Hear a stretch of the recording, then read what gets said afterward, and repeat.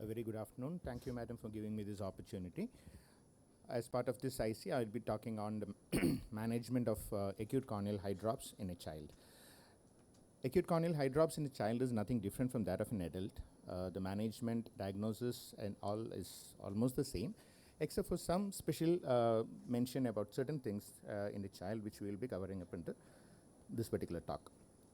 So understanding the condition, we all know that it's a break in the descemet membrane that is causing an aqueous humor influx into the stroma, causing an acute stromal edema. Stromal, as well as all the layers of the cornea, goes into an edematous status. So most commonly, once we see this, the diagnosis that comes to our mind is an ectatic corneal disorder, most commonly keratoconus. But when you look at the prevalence, the ectasia is the hydrops is more common in PMD as well as the keratoglobus rather than in a keratoconus. But when we consider a similar condition in a child, the only condition we can think of is keratoconus rather than the other conditions which are not very common in this particular age group. So is keratoconus that common in a first decade of life? The rare cases have been presented as early as 5 years, where the child is presented with an acute hydrops. So when you see a child with acute hydrops, keratoconus may not be the first condition in a very less age, like age of 5 years. Keratoconus may not be the first condition that comes to your mind. There has been other cases that has been reported, like you can see in a unilateral acute hydrops in a child with bilateral microcornea also. So we have to think of other conditions, and very importantly, don't miss the conditions such as the primary infantile glaucoma or a congenital glaucoma that can present later with the acute hydrops due to break in the descemet membrane.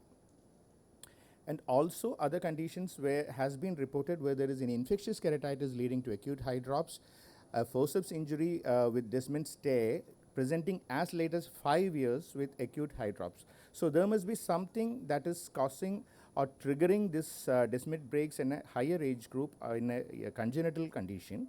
So we have to look into the conditions, what are the actual triggering factors or the risk factors that is causing this descemet breaks and leading to an acute hydrops.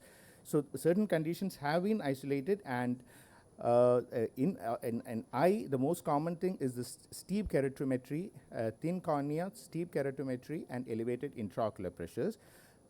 In susceptible individuals like atopic disease with heavy eye rubbing, especially in patients with learning disabilities, mental retardation, and Down syndrome. Very commonly seen in Down syndrome.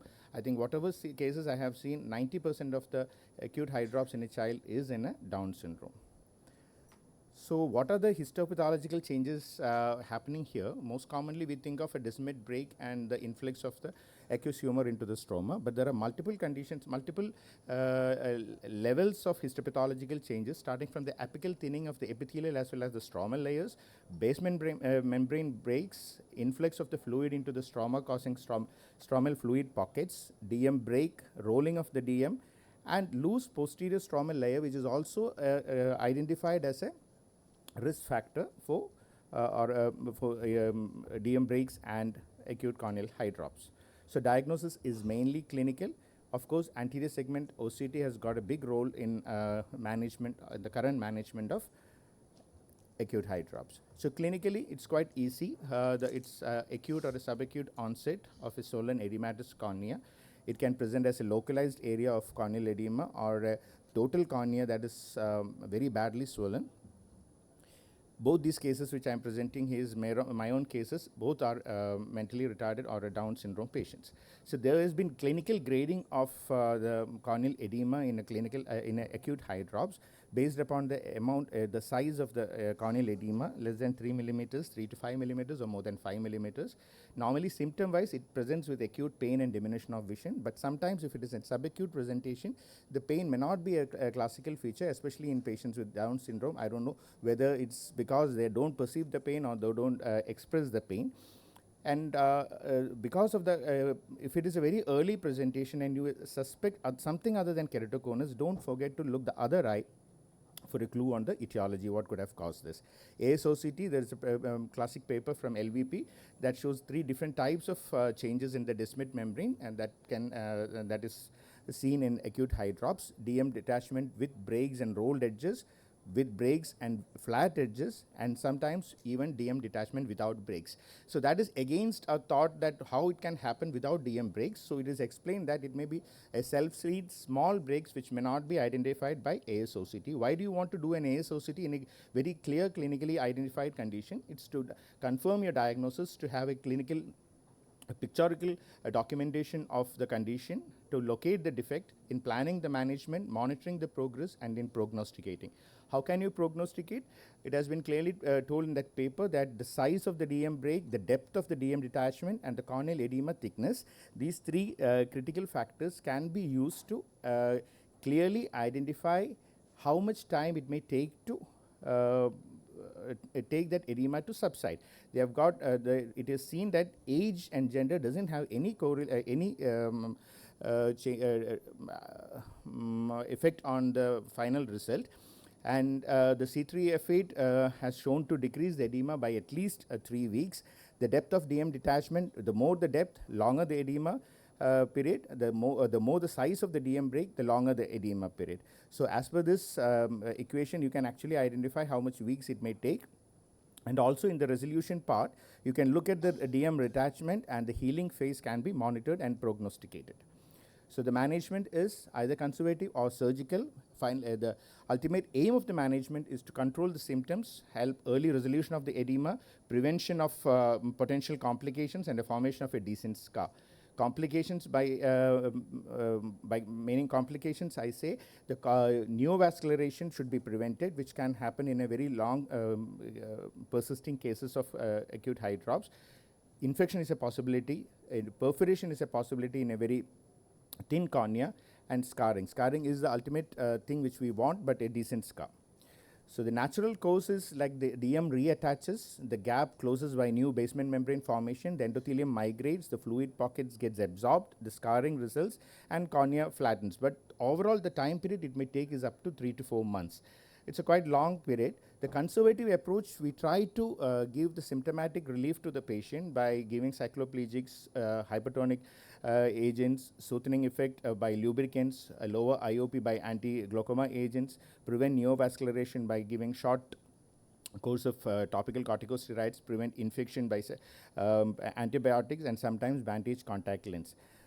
But surgically, we plan to do surgical intervention when we want an early result or when we want the edema to resolve faster, basically to prevent complications. So this paper from RPC shows that the surgical gives a flow chart on how to manage an acute hydrops in a surgical way. The first is to seal, and first and most easily or most popularly done is to seal the DM tear with a tamponade, gas tamponade, air or a gas tamponade. The gas is either SF6 or C3F8. All has been very successfully documented to help in a faster healing by sealing the gap and reattaching the DM and preventing the fluid ingress. But obviously with the risk of having an IOP rise and malignant glaucomas has been repeated. In the case of children, it is very difficult to maintain the supine position, and it may need repeat injection under repeat GA. So that is one disadvantage, especially while considering in children. And in AIR and SF6, it has been shown that the risk, need for repeat injections are higher, whereas in C3F8 it is not so, but definitely the pupillary block glaucoma risk is as high as 16 to 20% in cases where the C3F8 has been used.